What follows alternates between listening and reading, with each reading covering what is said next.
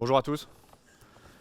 Donc moi c'est Jean-Laurent et je vais vous parler donc d'un titre que j'ai essayé de franciser au maximum. Je travaille dans une boîte américaine depuis un moment, donc je vous demande d'être assez indulgent pour les anglicismes à venir. Et donc aussi efficace à la maison qu'au bureau. Donc je vous avais mis, je pensais qu'on mettrait un slide pour le temps que les gens rentrent dans la scène. Et du coup vous avez peut-être déjà vu ça. Donc vous voyez l'efficacité qu'on peut avoir à la maison dans certaines situations. Bon, j'ai 4 enfants moi-même, donc voilà. Vous connaissez tous ce truc-là, vous l'avez vu? Donc pour ceux qui ont fait un peu de recherche derrière, le gars après fait un mea culpa dans une autre vidéo avec sa femme d'ailleurs. Et la vidéo c'est tout autant le bazar. Les enfants courent partout. Mais en gros son argument c'était de dire bah vous voyez c'était comme ça, mais en fait moi je suis à l'aise, j'ai pas de problème avec ce genre de truc-là finalement. Et vous voyez les enfants non plus. Si vous regardez bien sur la vidéo, le gars a des bouquins posés sur la table, bien rangés. Il a bien préparé son truc, il passe à la BBC quand même. C'est pas. Et puis c'est le gros bazar. Les bouquins se pètent la gueule. La femme arrive encore. Bref. Ok. Donc, je pensais pas proposer ce talk à Devox au départ, parce qu'ici on est quand même plus pour parler de la dernière version de Spring et des trucs récents, nouveaux, novateurs quoi. Dernière version de Spring ou de Java. Et puis je me suis dit bon pourquoi pas. Et puis sur un malentendu, voilà, me voilà devant vous aujourd'hui. Sans rire, avec l'âge vient la raison, et du coup, il y a aussi un petit peu de comment on fait les choses, quoi, d'accord, qui est intéressant. Donc, à partir du moment où on va dire vous avez une équipe performante et des gens qui codent bien, vous allez vous intéresser un petit peu plus à comment ça se passe entre eux. En gros, quand vous avez plein de geeks qui travaillent très très bien, les problèmes c'est plus le code, c'est l'humain. Et une partie de gérer l'humain, c'est d'être aussi efficace à la maison qu'au bureau. On va essayer de voir ça ensemble. C'est parti. Donc, si j'arrive à faire passer mon slide, je n'arrive pas du tout, au secours. Voilà, hop. L'angle de champ, ça c'est important. L'angle de champ, c'est l'espèce de rapport qu'il y a entre la petite cellule photographique qui est dans votre système et la focale, donc la distance entre la lentille et le capteur en numérique maintenant. C'est assez important parce que quand vous travaillez chez vous, vous pouvez essayer d'un point de vue ingénierie, c'est de regarder comment ça marche ce truc-là, parce que plus vous le maîtrisez, plus vous pouvez faire des choses. Par exemple, chez Apple, là, ils ont sorti dans les derniers iPhones un truc qui ressemble un peu à ça. Vous pouvez flouter derrière, flouter devant, flouter une personne en particulier. Bon, eux, ils font ça de manière logicielle. Mais avec les capteurs d'aujourd'hui, on peut être capable de faire ça. Donc, par exemple, je ne sais pas si vous êtes chez vous et que vous ne voulez pas qu'on voit le fond, vous pouvez essayer de jouer avec la focale pour pas qu'on voit le fond. Quoi. Ça peut, par exemple, pour le gars d'avant, ça aurait peut-être pu l'aider un tout petit peu. Ou simplement pas foutre la porte juste derrière sa caméra. Et puis voilà, après, quand vous travaillez de chez vous, des fois, on a ce genre de truc. Et ça permet de... Si vous connaissez vraiment votre angle, vous pouvez vraiment faire en sorte d'optimiser votre espace de travail. Bref, pourquoi je suis là? Et c'est moi qui vous parle de ça. Donc, moi j'ai commencé il y a longtemps. Les gens qui travaillent avec moi me le répètent assez souvent. Donc TALM déjà, quelqu'un sait ce que c'est, à part les gens qui travaillent avec moi? C'est comme WFH. WFH, c'est quand vous dites sur Slack que vous allez travailler chez vous, faire Working from Home. TALM, c'est pareil, mais en français. Je travaille à la maison. Donc pourquoi c'est moi qui vous parle de travailler à la maison aujourd'hui? Parce qu'en fait, j'ai fait ça. Donc j'ai travaillé pendant longtemps dans une édition de logiciels, et puis dans les SS2I, puis dans des éditions de logiciels, et puis encore dans les SS2I, et j'ai fait ça pendant un certain temps. Et finalement, j'ai fait freelance, et puis je suis arrivé dans une boîte qui s'appelle Docker. Le travail en dehors du bureau, il existe déjà quand vous avez plusieurs bureaux. Je m'explique. À partir du moment où vous avez deux bureaux distants et que les gens travaillent ensemble, vous êtes quand même censé communiquer d'une certaine manière et la communication commence à être différente. Donc moi, quand j'étais chez Xebian en SS2I à une époque, ou cabinet de conseil, je ne sais plus trop comment on dit, j'avais monté un truc qui s'appelait le studio, qui visait effectivement à créer un environnement un peu différent du bureau du client pour être capable de travailler un peu d'une manière différente. En tant que freelance derrière, j'ai fait un certain nombre de missions, notamment une pour la City avec un certain nombre d'entre vous ici, où effectivement on travaillait, donc on faisait un logiciel bancaire pour des gens de la City à Londres, donc des gens qui étaient en costard-cravate avec des gens très sérieux. Et donc nous on était 6 ou 8 ou 10, je ne sais plus, freelance à travailler sur ce projet-là. Et donc on travaillait de chez moi. Et à ce moment-là, je m'étais un peu renseigné parce que moi, j'aime bien être avec les gens, j'aime bien être proche d'eux, j'aime bien vivre et travailler avec les gens pas loin d'eux, quoi. Et donc quand j'ai compris qu'on allait travailler en freelance, donc déjà freelance, vous êtes tout seul dans votre boîte, et puis en plus dans un projet dans lequel finalement vous allez être on était tous en remote les uns des autres. Je m'étais un peu documenté, donc j'avais lu un certain nombre de bouquins, donc je vous ai mis la référence à la fin de ces slides. Et parmi ces bouquins, il y avait tout un tas de recommandations sur attention, travailler de chez soi c'est compliqué, on se renferme un peu, tu travailles en pyjama, tu fais ce genre de choses. Et moi j'ai dit moi jamais, parce que moi quand même, c'est moi, donc je sais quand même résister à ces choses-là. Et après 6 mois de projet quand même, votre vie change. Donc ne croyez pas que c'est si simple que ça, c'est assez compliqué. Je me suis retrouvé une fois effectivement à me dire merde, mon call est maintenant. J'étais effectivement en maillot de bain dans mon jardin, j'ai enfilé une chemise, je me suis mis juste devant la caméra en la calant bien, d'où l'angle de champ de début, et j'ai pu faire mon talk sans trop sourciller. Bref, et puis en fait, je suis arrivé chez Docker, et c'est ça que je vais vous raconter en partie. Docker, qu'est-ce que c'est? C'est les 2 minutes pub. Vous êtes prêts? C'est parti. Bon, on fait ça, des conteneurs. Waouh.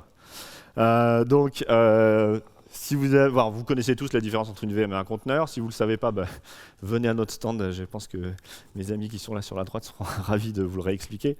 La meilleure façon d'échanger un logiciel aujourd'hui, c'est à travers un conteneur. Docker fait ça depuis 5 ou 6 ans. Après les conteneurs, vient tous les outils qui peuvent tourner autour. Donc on parle d'orchestration. Vous avez tous fait Mumuse avec Kubernetes et vous souffrez tous comme chacun d'entre nous. Il y a aussi bien sûr tout ce qui tourne autour des registries, des images signées. Aujourd'hui on parle aussi de containerd, donc les parties vraiment tout en bas qui vous permettent d'exécuter des conteneurs. Donc Docker fait tout ça, vend un certain nombre de ses logiciels à l'entreprise et en distribue une grosse partie en open source directement. Et en France tout particulièrement, on fait un outil qui s'appelle Docker Desktop, donc j'espère que vous l'avez tous sur votre laptop, qui vous permet d'exécuter du Docker, on va dire le plus simplement possible. Donc là c'est sur Windows et aujourd'hui ce produit est en train de sortir à la destination de l'entreprise. Quoi vous dire d'autre? En France on fait aussi un certain nombre d'autres outils. Je sais pas, vous avez dû jouer avec Docker Compose à une époque, donc ça c'est maintenu ici en France. Compose on Kubernetes qui vous permet de faire tourner des payloads Compose sur un cluster Kube. Puis un certain nombre d'autres outils, notamment en partenariat avec Microsoft autour de Synapse, qui sont des bundles de déploiement. Donc tout ça est en France, on a une équipe d'ingénierie. Je vais vous raconter un peu comment ça s'est passé. Moi, je suis arrivé en 2015 et j'étais freelance, donc j'étais tranquille donc, dans mon jardin à travailler avec les gens de la City. Et j'ai un ancien collègue qui m'appelle et qui me dit « Dis donc, ce serait sympa que tu voudrais pas qu'on monte un bureau de R&D » je leur ai fait tout un tas de slides comme quoi c'est super de monter un bureau de R&D, mais on pourrait aussi faire, je voulais vraiment le job. Donc je leur ai dit on peut faire du commerce, on peut faire du support, on peut faire de l'avant-vente, on peut faire tout un truc. Ils m'ont dit ouais t'es super, mais on va faire de la R&D. Donc j'étais très content.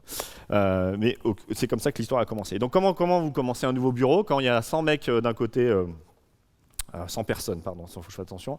100 personnes d'un côté, une dizaine en Angleterre, et que vous êtes 2 pelés à Paris.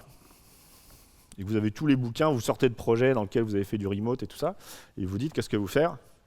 Je vais commencer en remote à fond. Eh bien pas du tout. On a commencé en disant, quand on va démarrer un nouveau bureau, on ne va pas faire de remote du tout. On ne va pas faire de remote du tout pour plusieurs raisons. La première, c'est que la culture de l'entreprise, elle existe déjà, et vous n'en faites pas partie, vous êtes 2. Donc vous n'existez pas, quoi. Y a 100 mecs d'un côté, encore une fois, une dizaine en Angleterre. En plus, les gars, ils parlent pas tout à fait la même langue que nous. Il se trouve que si tu veux monter des liens, enfin construire des liens entre des gens, ce qui m'a paru le plus simple, c'était simplement qu'on soit tous ensemble dans un même bureau pour commencer, quoi. Donc effectivement, quand j'ai dit qu'on démarrait un bureau à Docker et qu'on a commencé à proposer des offres d'emploi, tout le monde m'est arrivé en me disant « Ouais, je suis à Nice, ça m'intéresse, je suis à Brest, je suis à Marseille, je suis machin. » Désolé, mais non. Tout ça pour cette culture. La culture, c'est bien sûr pas au sens où c'est là, mais vraiment une culture, c'est-à-dire les choses qui nous lient, d'accord, les choses qui lient les gens entre eux. On partage tous une culture. La gastronomie française, c'est une forme de culture. La gastronomie anglaise, non, pardon. Et notamment, quand vous commencez à travailler avec nos amis anglais, donc j'ai mis ce slide-là exprès, mais bon, si vous êtes anglais, ne m'en voulez pas. Donc je gère une partie de l'équipe qui est en Angleterre. Assez rapidement, quand vous essayez de monter une culture, l'autre problème, c'est quoi? C'est que vous vous retrouvez effectivement à construire un truc, c'est il y a nous, d'accord, et puis il y a eux là-bas. D'accord, il y a eux, les Américains, ils sont en côte ouest, c'est compliqué. Il y a les Anglais, et qui n'ont pas tout à fait le même humour que nous. Ils apprécient pas trop ce genre de trucs. Et d'ailleurs, ils ont leur propre humour à eux. Pour ceux qui ont vu ce film-là, je pense que vous savez. Et donc assez rapidement, quand même, on se retrouve à faire un peu le grand écart entre construire quelque chose de localement, mais aussi s'intégrer avec les autres. Je veux dire, quand vous commencez dans un projet comme ça, vous n'y connaissez rien. Enfin, vous n'y connaissez rien au sens où vous connaissez rien de la façon dont l'entreprise fonctionne. Sans compter que moi, avant de rentrer chez Docker, mon expertise de Go, elle frisait le néant absolu. Là, j'ai juste bossé le temps des entretiens. Et que j'avais fait un peu de Docker, mais enfin pas plus que ça. Donc vous partez dans un univers qui est assez grand. Et donc la première chose à faire, enfin en tout cas la première chose qu'on a fait, à tort ou à raison, c'est de se dire, bah écoute, ils connaissent comment ça fonctionne, ils connaissent le langage, ils connaissent tout, on n'a qu'à s'intégrer dans leurs équipes à eux. Et donc une des premières choses qu'on a fait dans la première année, c'est de dire, bah, on va prendre des gars qui sont en France, puis on va les dispatcher dans d'autres équipes. Et du coup on travaillait tous un peu séparément dans des projets différents. Donc on était tous ensemble dans le même bureau, mais on vivait sur des cycles de projets un peu différents, pas tout à fait tous dans les mêmes équipes, quoi. D'accord ? Donc cette culture qui était là, on avait un peu de mal quand même à la structurer. Bref, l'essentiel du travail quand même est fait sur, donc je vous ai mis 2 fuseaux horaires, San Francisco d'un côté, complètement à votre gauche, et à droite Paris. Et à droite, là, je vous ai mis les temps où je dors, donc en rouge, les temps où éventuellement je peux parler à quelqu'un, en orange, le temps où je bosse normalement. Et puis, donc à gauche, c'est là en Paris, et à droite, c'est les États-Unis. Et donc, sauf erreur, vous avez un temps commun avec nos amis américains, côte ouest, qui frise le 0. D'accord ? Donc en gros, quand vous rentrez chez vous à 18h, eux, ils arrivent au boulot. Sachant que vous, en tant que Français, souvent, vous partez plutôt vers 19h, mais comme eux, ils sont quand même aux États-Unis et que le marché de travail est tel, ils arrivent plutôt vers 10h. Donc c'est quand même un peu compliqué d'arriver à travailler avec eux. Il y a forcément un qui va devoir faire un effort. Et en fait, dans toute cette présentation, il faut que vous gardiez bien ça en tête. C'est que les mecs avec qui vous bossez, ils sont quasiment jamais au même temps au bureau avec vous. D'accord ? Enfin, au bureau distant, quoi. Donc moi, j'ai tendance à travailler plus tard et eux, ils ont tendance à se lever vraiment très tôt. Voilà, qu'est-ce que je voulais dire là-dessus ? Non, c'était tout. Donc au début, c'était un peu rock'n'roll. Ma première pull request, je l'écris le lundi, fébrile, je l'envoie. Je check mon laptop 4 fois en rentrant chez moi. 22h, ma femme prend le laptop, le balance parce qu'il y en a quand même marre.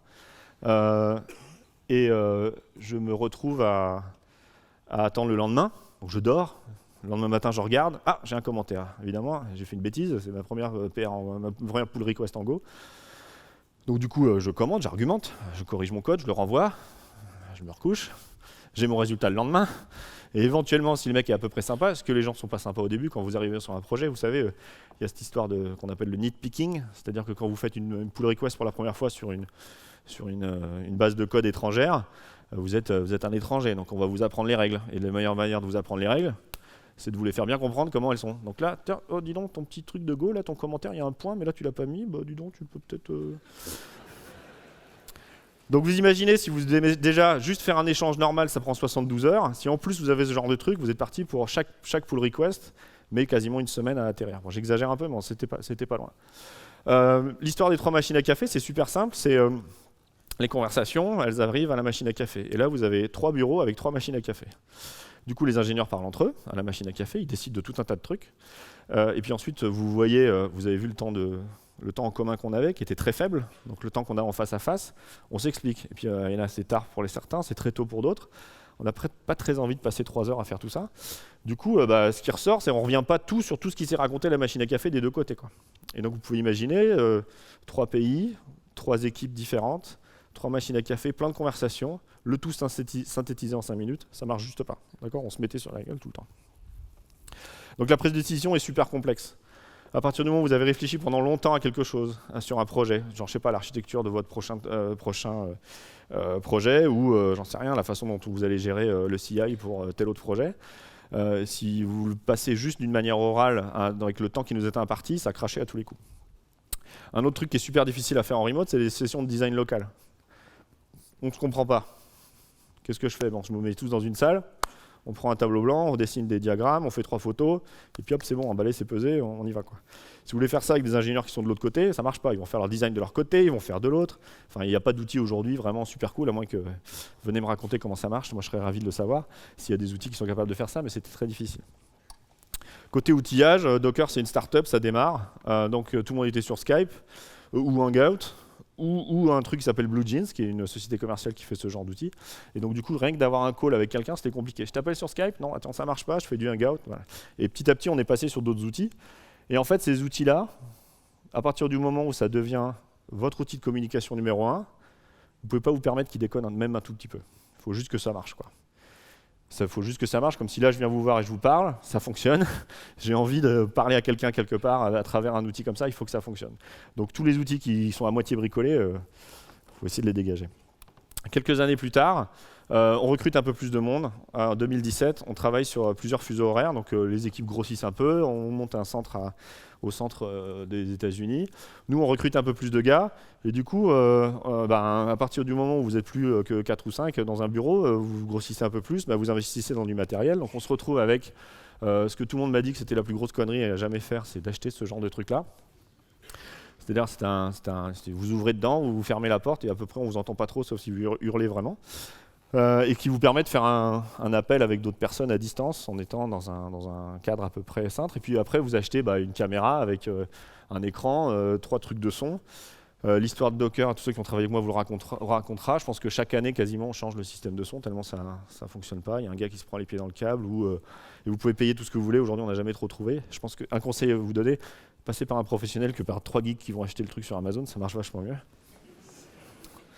Et comme on voulait monter le bureau nous-mêmes, voilà. Et puis du coup, on se dit, 15, c'est bon, cette culture, on l'a, on rigole ensemble, on va boire des bières, on mange ensemble, on se connaît bien. 2 années plus tard, on peut commencer à embaucher des gens en remote. Et donc du coup, c'est ce qu'on fait. Et donc on se retrouve à embaucher des gens à Brest, à Lyon, avec des temps de trajet qui sont quand même conséquents. C'est-à-dire qu'à partir du moment où vous avez plus de 3 heures de trajet, c'est pas le genre de truc où vous faites, tiens, je vais aller voir mes collègues ce matin au bureau. Et donc on commence à travailler avec des gens qui sont naturellement, eux, en remote en permanence. Le problème, c'est que là, c'est sympa, là, c'est sur un fuseau horaire qui est à peu près cohérent. Cambridge, c'est quand même, pour ceux qui ne savent pas, c'est en Angleterre, et donc c'est un fuseau horaire devant nous, donc ils sont quand même un peu pénibles, notamment quand vous essayez de caler un truc au moment des repas, ça tombe jamais au bon moment, soit parce que vous êtes en train de manger, soit parce que eux, ils sont en train d'y partir. Donc ça limite quand même la journée. Et donc un des problèmes qu'on avait, c'est qu'on continuait en permanence de se bagarrer avec nos amis américains, puisqu'on était toujours dans des fuseaux horaires qui étaient compliqués. Même si on savait un peu mieux travailler en remote. Voilà. Et donc du coup, là, une façon de réduire la dépendance à San Francisco, c'est de prendre quelques Happy Few, dont votre serviteur, pour discuter avec les Américains et laisser l'ensemble des gens travailler localement. De telle manière à ce que il y en a quelques-uns qui se débrouillent de faire la synchro et les autres travaillent entre eux. D'accord ? Donc vous cramez plus le temps de 15 ingénieurs, vous cramez le temps de 2 ou 3. Quoi. Et ce système-là continue de fonctionner aujourd'hui. Du coup, mon agenda il ressemble à ça. Donc à gauche, vous avez le fuseau horaire de San Francisco, à droite, Paris. Et donc là, en plus, j'avais de la chance, c'était le moment où vous apprenez des trucs fantastiques quand vous commencez à travailler comme ça.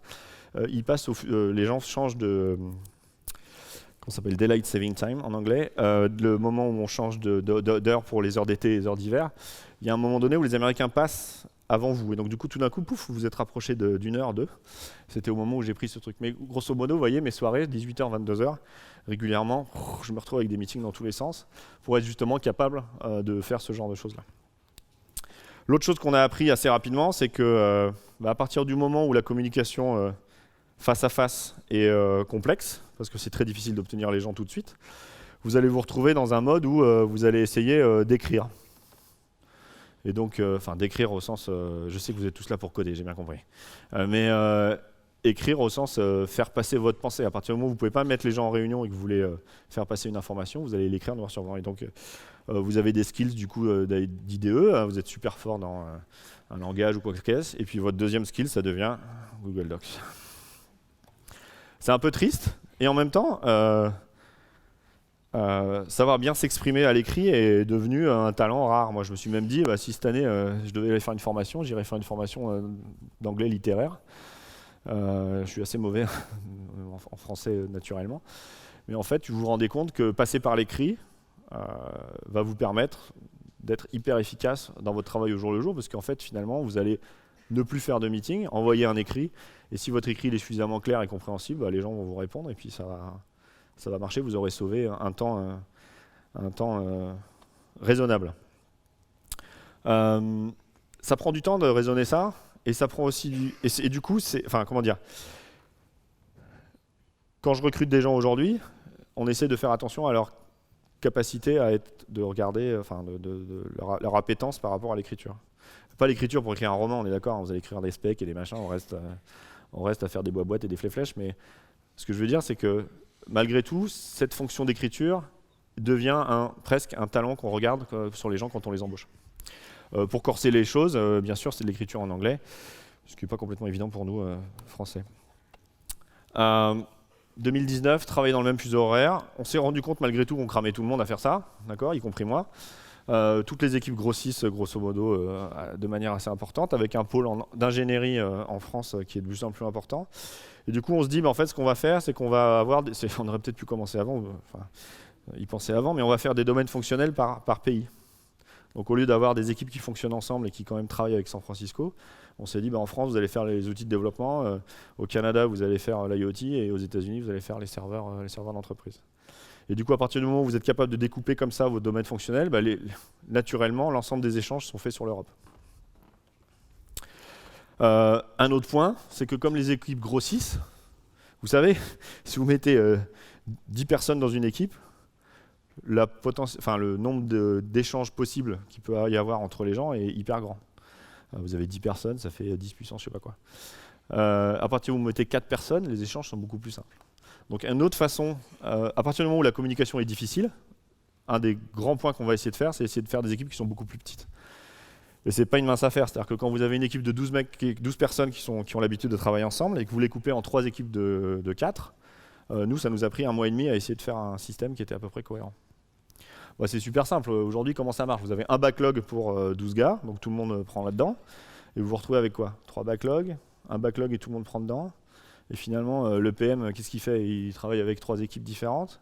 Vous avez 3 fois plus de stand-up. Et finalement, comment vous les synchronisez, ces équipes-là? Donc ça, c'est des problématiques qui sont importantes et qui sont tous liées aux problèmes de communication qu'on avait au départ. Donc tous ces problèmes-là aujourd'hui, on les règle petit à petit. C'est là où on en est aujourd'hui. On a 4 équipes de 4 personnes à peu près en France, avec un seul backlog, et bien sûr des espèces d'équipes transverses, on pourra en revenir si vous voulez dessus,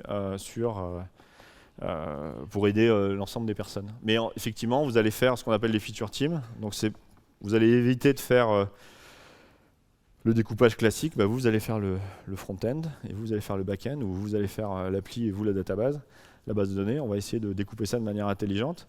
Chacune des équipes va implémenter des fonctionnalités de bout en bout. J'ai failli dire feature, je suis assez content. De telle manière à ce que chacun puisse travailler localement. Le but, c'est encore une fois, c'est d'optimiser les échanges qui sont les plus fréquents. Les échanges les plus fréquents, c'est les échanges qui sont faits lors du développement. Et donc, c'est pour ça que les gens vont faire l'intégration complète. Ça pose aussi des problèmes de talent. Ou de talent au sens de capacité. Si vous avez un site web et que vous avez que 3 mecs qui font des sites web, vous faites quoi? Vous en mettez un dans chacun? Vous les répartissez tous dans un seul? Voilà. Donc ça, c'est des problématiques qui sont assez importantes. Dernier point, et ça a été amené par quelqu'un qui est venu directement qui avait une grande expérience. Enfin, parmi les 2 personnes qu'on a recrutées, les 2 avaient déjà au moins 2 ou 3 ans, voire plus, d'expérience de travailler de manière remote. Et donc un des trucs qu'ils ont fait, c'est qu'on a fait des meetings en remote first. C'est-à-dire qu'avant, on avait donc cette salle de réunion que je vous ai montré tout à l'heure avec une grande caméra, et puis il y avait 10 gars qui étaient autour d'une table, et tu en avais 2 qui étaient en dehors. Et donc on se retrouve systématiquement sur des choses du genre que les 2 qui sont en dehors de la salle de réunion n'entendent rien. Parce qu'il y a des conversations internes au niveau de la salle. Quand vous avez 2 gars qui sont côte à côte, tu ne vas pas parler dans le micro pour que le gars qui est là-bas entende, dans l'écran, mais tu ne vas pas lui parler directement parce qu'il est à côté de toi.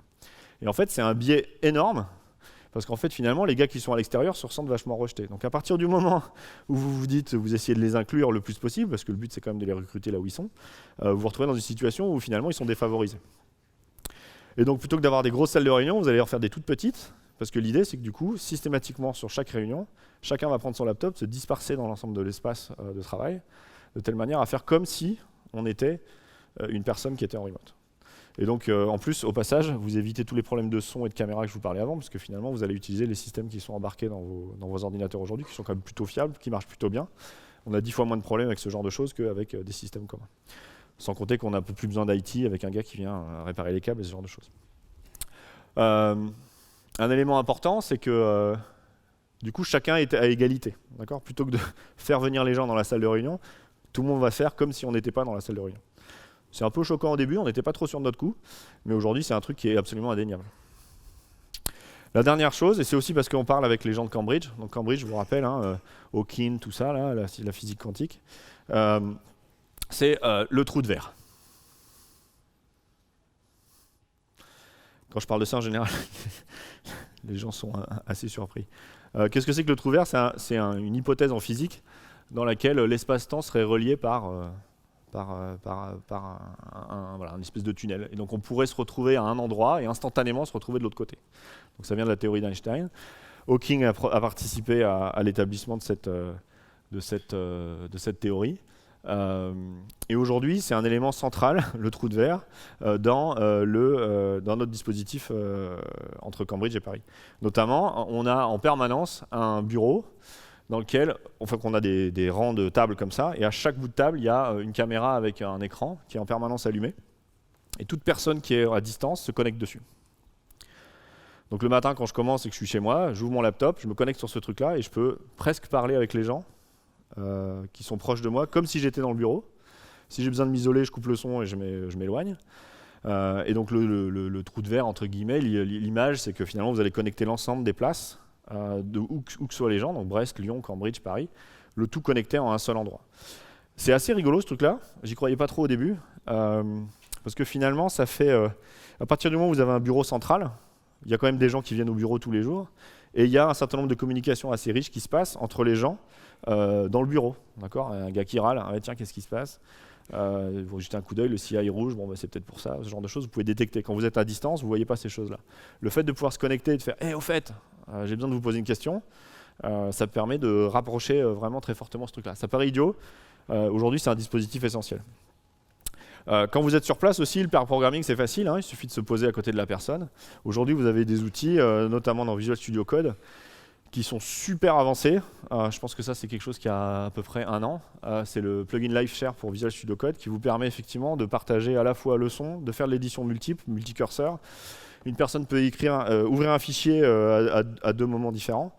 Et ça prend en charge le son et l'ensemble des éléments. Si vous n'avez pas essayé ce truc-là, faites-le, c'est fantastique.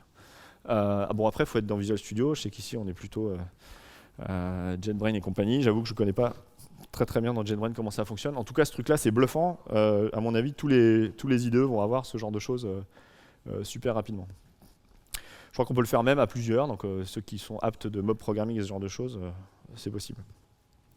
Dernier truc, c'est que je vous avais parlé tout à l'heure d'outils de conferencing, donc Skype, Hangout et tout ça. Moi, je ne connaissais pas Zoom quand je suis rentré chez Docker. J'ai parlé 2-3 fois de travail en remote dans d'autres boîtes. Et tous ont dit, on a essayé plein de trucs, on a fini avec ce truc-là, avec Zoom. Donc c'est payant. Je vous ai mis le truc de settings, il est juste complètement dément. Le système de configuration va très loin. Si vous n'avez jamais essayé Zoom, vous l'essayez, c'est l'adopter. Je n'ai pas de part dans la boîte, je crois qu'en plus ils sont en train de sortir au Nasdaq en ce moment. Mais grosso modo, il n'y avait pas de... C'est un très bon challenger. Depuis qu'on a cet outil-là, les connexions, tout ce qui est Skype et tous les trucs un peu flaky qui pouvaient exister ont disparu. Mais finalement, si vous réfléchissez que de toute façon, vous avez beau mettre en place tout ce que vous pouvez pour essayer de rapprocher les gens, et que ce rapprochement soit fait à travers le système que je vous disais tout à l'heure, de trous de verre, des caméras, etc. Il y a quand même un moment donné où les gens vont dormir, et que vous, ou ce soit eux ou vous, et qu'à partir du moment où vous avez 9 heures de différence de temps avec ces gens-là, il faut trouver une manière de travailler autre que de faire des réunions tard le soir. Et donc, le seul moyen viable de fonctionner dans ce mode-là, et c'est quelque chose qui peut s'étendre quand vous n'avez pas de fuseau horaire, c'est de travailler de manière asynchrone. Et travailler de manière asynchrone, c'est écrire les choses. Donc comme je vous disais tout à l'heure, écrire ça s'apprend, c'est difficile, moi qui n'écris pas très bien, qui a du mal à faire passer ma pensée à travers l'écriture, c'est un talent qui est essentiel. Vous êtes capable d'écrire un document, de le faire lire par vos amis à San Francisco pendant la nuit, le lendemain matin vous avez des commentaires, vous pouvez faire avancer, donc ça aujourd'hui on fait ça systématiquement sur l'ensemble des décisions d'architecture sur Docker. puisque maintenant l'ingénierie est vraiment répartie sur plein de fuseaux horaires, et c'est devenu quelque chose qui était non plus quelque chose qu'on faisait juste entre nous, mais qui est devenu un système d'entreprise. C'est-à-dire que systématiquement, on a des processus dans lesquels vous décrivez un document pour décrire le nouveau logiciel que vous voulez écrire ou la nouvelle feature que vous voulez se faire, et les gens commentent, et vous pouvez travailler de manière asynchrone de cette manière-là. Ça, moi, c'est ce qui me sauve la vie aujourd'hui. Sans ça, je serais incapable de faire mon travail correctement. Bon, finalement, c'est bien beau tout ça à Docker. Aujourd'hui, nous, on s'en sort, on va dire, relativement bien. Aujourd'hui, nous, on recrute de manière remote sans aucun état d'âme. On a toujours un peu des problèmes avec les juniors, par exemple. Comment vous intégrez quelqu'un qui serait vraiment à distance quand il est junior? Je vais y revenir vite fait. Finalement, le mieux, c'est quoi? C'est colocalisé ou remote? Et donc, vous pouvez aussi vous dire, qu'est-ce que font les grandes boîtes aujourd'hui dans notre secteur? Donc, vous prenez des gens comme Yahoo, Netflix ou Google qui vont vous dire, venez au bureau tous les jours. Netflix, très grand centre aux États-Unis dans lequel vous avez l'ensemble de l'ingénierie qui est empilée dans un bureau. Yahoo qui a fait défrayer la chronique au moment où effectivement ils racontaient qu'ils arrêtaient le remote et qu'ils voulaient que tout le monde soit dans des bureaux. Google qui en grosse partie fait ça. Et vous avez d'autres gens. GitHub qui est, je pense, un de ceux que vous connaissez probablement le mieux. Basecamp sont les gens de 37 Signal qui ont écrit un certain nombre de livres sur comment on travaille en remote. Et Etsy aussi, qui eux sont par contre en remote first, c'est-à-dire qu'il n'y a même pas de bureau, quoi. Vous avez tout le monde qui est éparpillé un peu partout. Et finalement, les deux systèmes fonctionnent, d'accord? Vous ne pouvez pas dire que Netflix ou Google ne sont pas des boîtes qui ont beaucoup de succès, ni GitHub. Donc finalement, comment marche cette alchimie? Et en fait, il ne faut pas opposer juste une unique localisation ou du remote first. Donc le remote first, ce serait l'ensemble des personnes qui sont au milieu, mais vous avez tout type de localisation. À partir du moment où votre bureau il a deux localisations, vous êtes déjà sur une fonction de remote. On est d'accord, vous allez devoir faire communiquer les deux systèmes. Un système qu'on voit surtout et que nous, qu'on utilise en ce moment, c'est la localisation avec des ingénieurs en satellite. Donc on a un centre à San Francisco, un centre à Paris, un centre à Cambridge, et tout un tas de gars qui gravitent autour de tout ça. Voilà, donc c'est juste ce slide pour expliquer que c'est pas binaire, d'accord? Vous avez un large panel et que finalement le remote il commence dès que vous avez deux localisations. Le mode colocalisé, c'est le mode par défaut. Tout le monde connaît. Vous imaginez que quand vous êtes embauché dans une entreprise aujourd'hui traditionnelle, l'ensemble des gens vont venir au bureau tous les jours. Donc vous avez une habitude de fonctionner de cette manière-là. Vous savez comment communiquer. Allez, j'ai un problème, tout le monde en réunion. Donc la plupart des gens ont l'habitude, ils n'ont pas besoin d'être formés pour ces choses-là. Okay. En même temps, on a l'impression que, comme des boîtes comme Google et Netflix, que quand on est colocalisé, c'est quand même plus simple. Si je peux me lever et aller voir quelqu'un, ou même il est à portée de voix, c'est quand même, ça me paraît, c'est une façon naturelle de travailler. Vous avez tous l'habitude de faire ça. D'ailleurs, souvent les équipes sont colocalisées dans des mêmes plateaux. D'accord ? Quand vous êtes sur le même centre, les gens dans une même équipe, on ne va pas les dispatcher au milieu juste pour le plaisir. On va juste les mettre côte à côte pour que justement vous ayez cette communication simple. Le truc, c'est que comme dans beaucoup de choses, le hiatus entre guillemets, c'est que tout le monde sent que c'est quand même plus simple quand on est tous dans la même salle pour discuter. C'est très difficile de mesurer la productivité d'une équipe.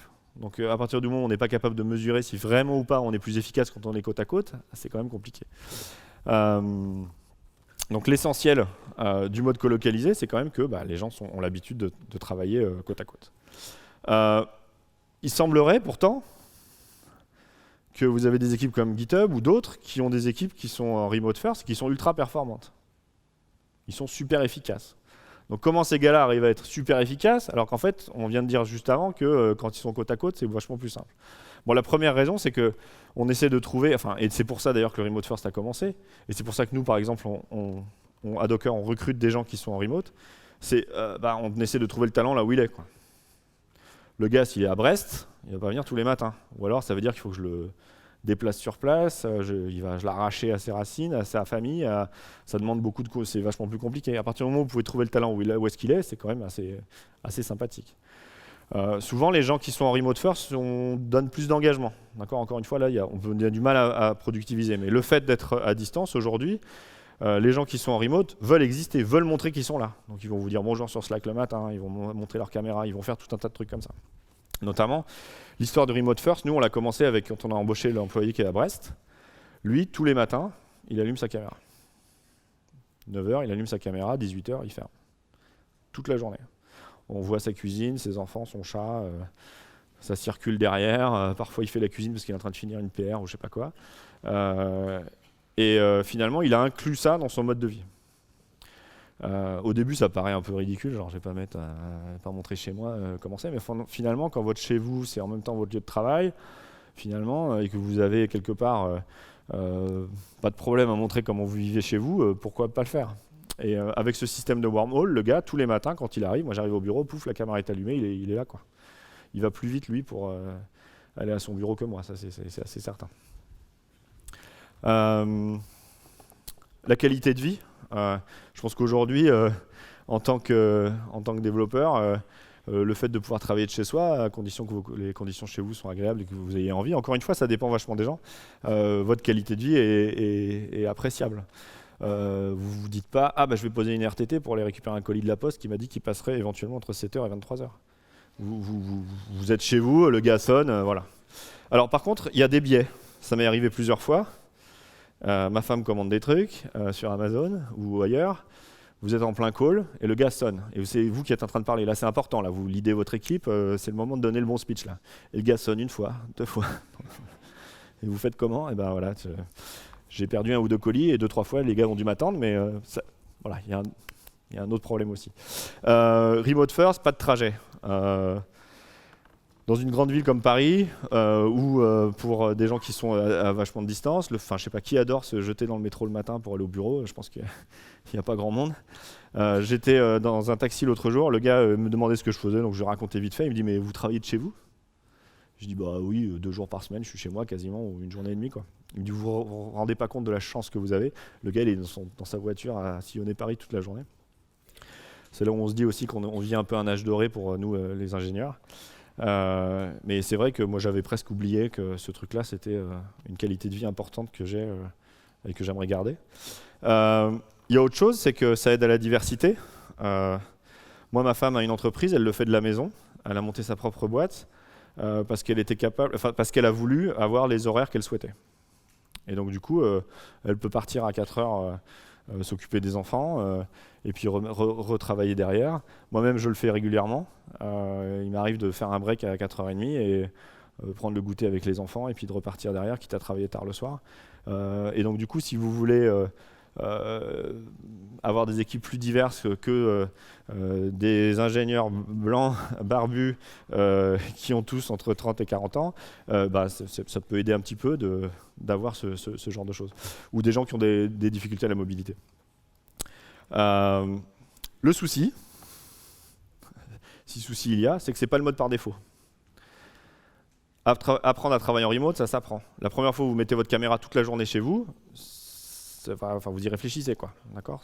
Finalement, c'est pas tellement plus différent quand vous êtes au bureau. Hein. Vous n'allez pas mettre votre doigt dans le nez non plus, alors que vous pensez éventuellement que personne ne vous voit. Mais ce que je veux dire par là, c'est que ça s'apprend. Et ça, c'est juste un exemple, l'histoire de la caméra. Mais ça va avec tout le reste du process. Se présenter, être présent, montrer qu'on est là, travailler les gens de manière, comme je le disais tout à l'heure, avec l'écriture, sont des choses qui sont importantes. Le fond du sujet, finalement, c'est la communication. À partir du moment où vous accepter d'avoir des gens qui sont en travail à distance, il faut vous mettre en tête que c'est pas genre c'est la fête, super, je vais rester chez moi, ça va être top. Vous venez juste, en faisant ça, de mettre une contrainte sur la communication que vous allez faire avec les autres. Le fait que vous n'êtes pas présent au bureau, il y a des gens qui vont vous oublier.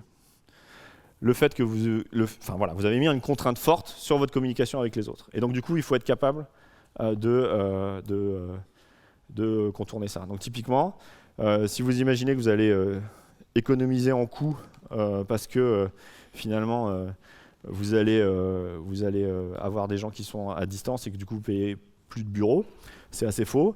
D'ailleurs, vous allez leur payer l'avion ou le train pour qu'ils se retrouvent de temps en temps.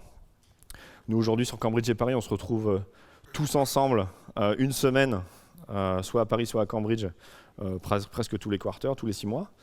Avec l'hôtel, le machin, plus une salle, parce que forcément votre bureau il n'est pas capable d'accueillir tout le monde, donc vous êtes obligé de louer une salle pour l'occasion. C'est des choses qu'il faut prendre en compte. Le budget de voyage doit être important. Il y a certaines entreprises qui font qui ont nous on fait pas ça, mais qui ont un mécanisme d'ambassadeur. Donc c'est des gens qui aiment bien voyager ou qui ont de la liberté pour voyager et qui du coup font la liaison entre les différents sites. Ils vont passer 3 semaines à un endroit, puis 2 semaines à un autre, plutôt des gens jeunes on va dire, mais ça existe. Et puis le dernier point sur la communication, c'est qu'il faut un groupe autonome par localisation. Ne faites pas la même bêtise que ce que nous on a fait en essayant de se dispatcher sur des équipes dans d'autres pays. Travaillez localement le plus possible. Il me reste quelques minutes. Qui est-ce qui gagne à la fin? Une unique localisation et remote first. Moi, si vous lisez juste la tendance et que vous faites un peu hype, là, comme quand vous prenez le dernier framework sans trop savoir ce qu'il y a dedans, non, rigolez pas, vous l'avez tous fait. Vous pouvez vous dire, remote first, bien sûr, ça va, avoir un bureau, c'est trop naze. C'est le truc des anciens. Faut pas déconner. Le fait de supporter le travail à distance, quand je dis supporter, c'est l'accepter, c'est-à-dire pas forcément faire du remote first, mais faire éventuellement quelque chose de transition vers ça, ou juste d'accepter de prendre des gens à distance. Ça vous permet fondamentalement d'avoir une meilleure équipe, puisqu'en fait, vous allez pouvoir recruter des gens qui ont un talent vraiment spécifique pour ce que vous voulez faire. Et moi, je pense que ça, c'est un facteur déterminant. C'est l'âge d'or des développeurs, je le disais tout à l'heure. Et de toute façon, ça va être un facteur de recrutement supplémentaire. D'accord ? À partir du moment où vous dites, tiens, c'est une équipe qui supporte le remote, même si le gars habite à 200 mètres de votre bureau, c'est un avantage pour vous. Et c'est un avantage pour lui. Aujourd'hui, il y a beaucoup, si vous voulez séduire, c'est très difficile d'embaucher des ingénieurs, même pour des boîtes super visibles comme Docker. Voilà, vous avez un avantage supplémentaire. C'est super difficile. Moi, je pensais que ça se ferait sans problème. Moi, je réglais les problèmes à coup de allez hop, tout le monde lance la réunion, il y a un problème, on va regarder ce qui se passe. Là, du coup, vous pouvez plus. Les gars, ils sont totalement les oies, il faut les prévenir. Le fait de passer par l'écrit, insupportable pour moi en tout cas. En gros, il va falloir que vous investissiez énormément dans votre mode de communication et de regarder bien comment la communication fonctionne. Je pense, moi, aujourd'hui, que les organisations qui sont capables de fonctionner correctement ou tout aussi efficacement avec un système remote ont un avantage compétitif indéniable sur le marché pour demain. Donc ça peut être une histoire de mode, vous pouvez essayer de ne pas le faire explicitement comme des gens que le font, comme sur Netflix ou d'autres. Mais voilà, si vous êtes capable de faire ça, vous augmentez naturellement la capacité des gens avec qui vous pouvez travailler. Quelques bouquins en 2 minutes. Remote Office Not Required de 37 Signal, qui franchement, si vous ne l'avez pas lu, c'est super bien. C'est toujours comme dans les bouquins de 37 Signal, vous regardez ça, c'est des tout petits chapitres. L'année sans pantalon, des gens qui ont fait WordPress, qui est peut-être un peu plus ancien, mais qui vous montre un peu la transition. Et là, Remote Work, qui est un bouquin qui est gratuit, que vous pouvez télécharger. Si vous voulez vous renseigner sur la question, allez-y. C'est loin d'être simple. C'est pas juste un effet de mode. J'ai terminé. Est-ce que vous avez des questions ?